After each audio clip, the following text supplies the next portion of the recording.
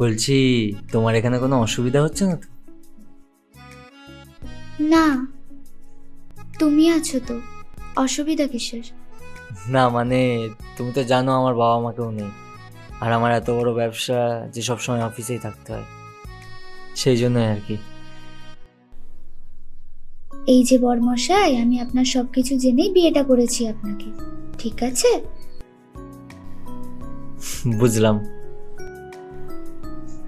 আচ্ছা তুমি বসো, আমি একটু ফ্রেশ হয়ে আসছি। না, ফ্রেশ হবে না। কেন?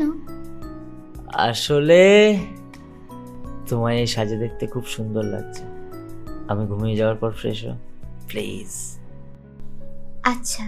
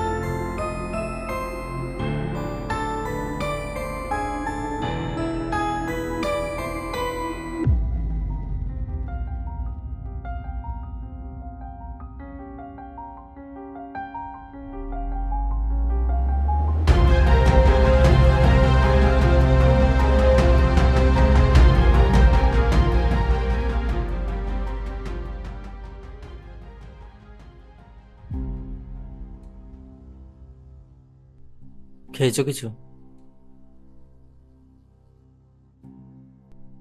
দেখো, আমি জানি কাল রাতে তোমার সাথে যেটা হয়েছে সেটা খুব খুব অন্যায়।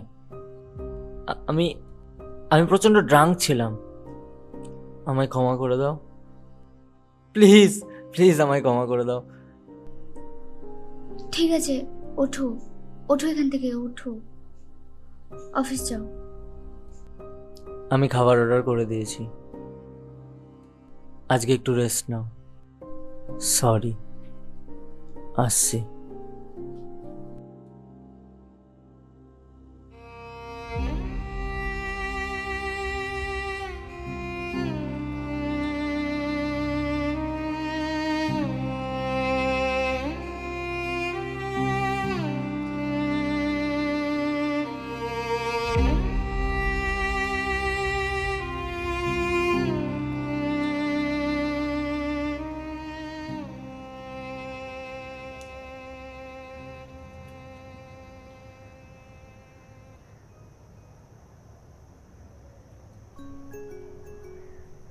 এখনো রেগে আছো তাই না? না মানে, তোমার রাগ হওয়াটা স্বাভাবিক। কাজটা তো আমি খুব একটা ভালো করিনি। নিজের উপর এতটা ঘেন্না হচ্ছে।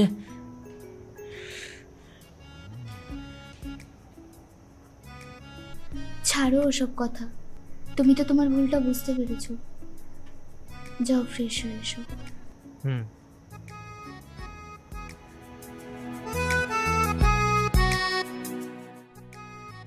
हाँ शर्मा जी, माल सब पहुंच गए।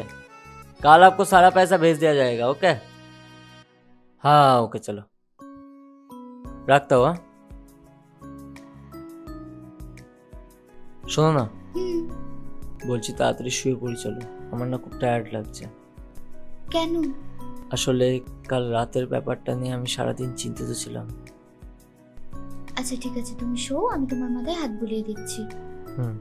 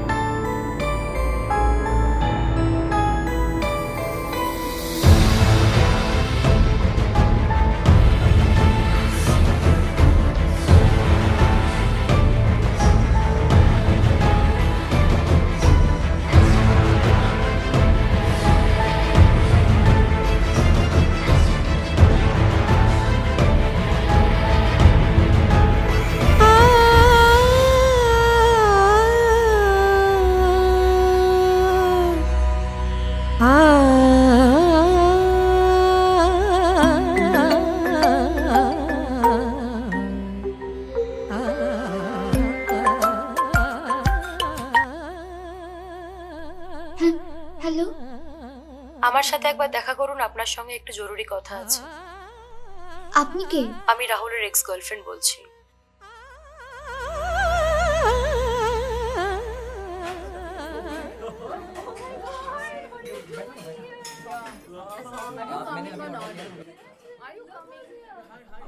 তাহলে কেমন চলছে সংসার জীবন?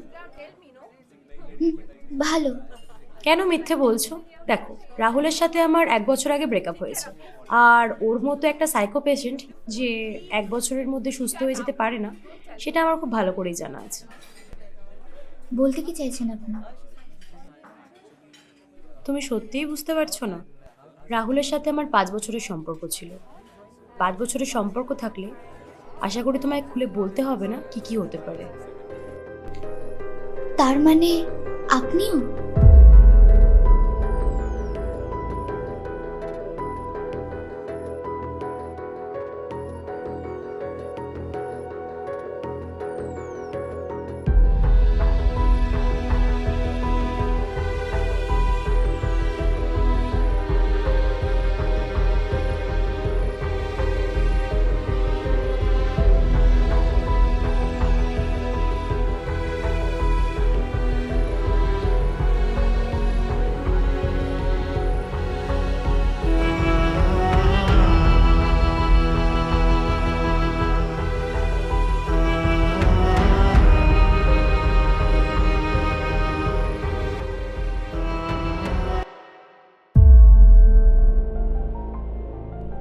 খুব ভালোবাসতাম ওকে, তাই বারবার ওর অন্যায়গুলোকে প্রশ্রয় দিয়ে গেছি,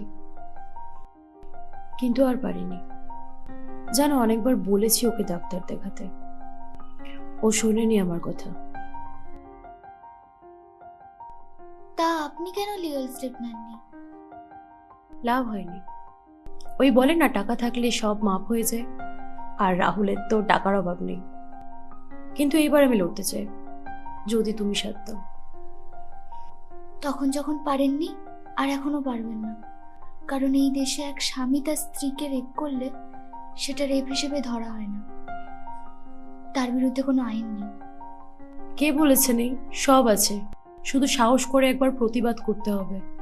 দেখো, তোমার বর অসুস্থ, এবার তোমার ব্যাপার, তুমি সারা জীবন নরক যন্ত্রণা সহ্য করে থাকবে নাকি প্রতিবাদ করবে। আসি।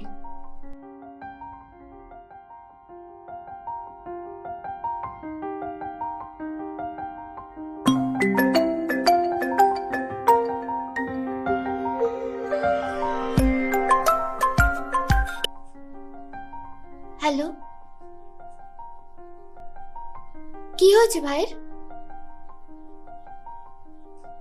ঠিক আছে, আমি আসছি।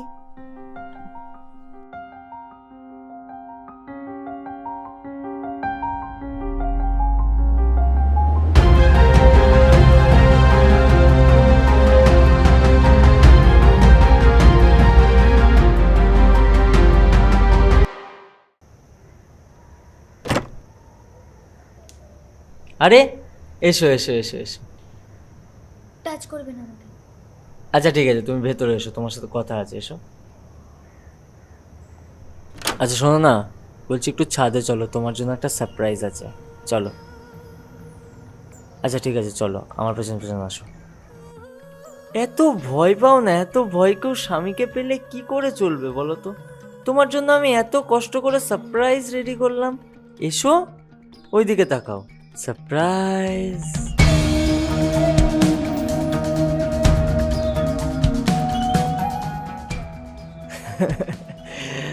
আমার এক্স গার্লফ্রেন্ড আর আমার বউ মিলে ভেবেছিল আমায় জেলে পাঠাবে, আর আমি তো বোকাচোদা, জেলে পাঠাবে আর চলে যাব। দেখো, তোমায় যে সাহস জুগিয়েছিল সে ভেটকিয়ে পড়ে আছে। এই জন্যই বলেছিলাম বাইরের লোকের কথায় কান দিতে নেই গো। তুমি ওকে কেন ধরে এনেছো? আরে বাবা, ও আমাদের সংসারে আগুন লাগাচ্ছিল, না ধরে আনলে হয় বলো? আচ্ছা আচ্ছা ঠিক আছে, আমি ধরে এনেছি, তুমি ওকে নিজে হাতে শাস্তি দেবে, ঠিক আছে? ভালো কথা বলছো, ওকে এখনো ছেড়ে দাও, নালে কিন্তু আমার থেকে খারাপ কেউ হবে না। তাই ওই মাগিটা তোর ভেতরে অনেক সাহস জুগেছে না? এবার দেখ, ওই মাগিটার সামনে তোর আজকে এমন অবস্থা করব যা কেউ কল্পনাও করতে পারে না, ঠিক আছে? এই ছেড়ে দে ওকে, আর কত অত্যাচার করবি তুই?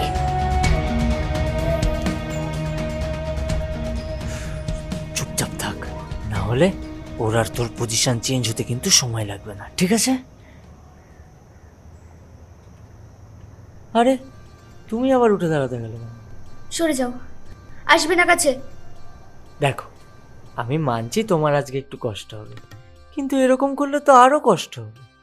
এসো, কাছে এসো, এসো এসো এসো না, কাছে এসো। আহ! আহ! আহ!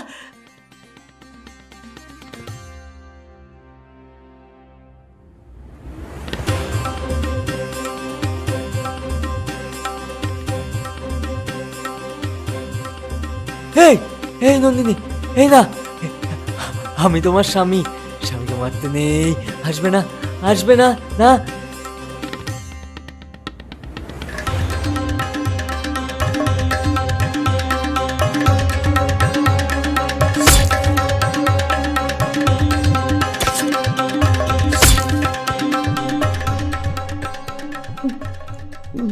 মেরে দিলে?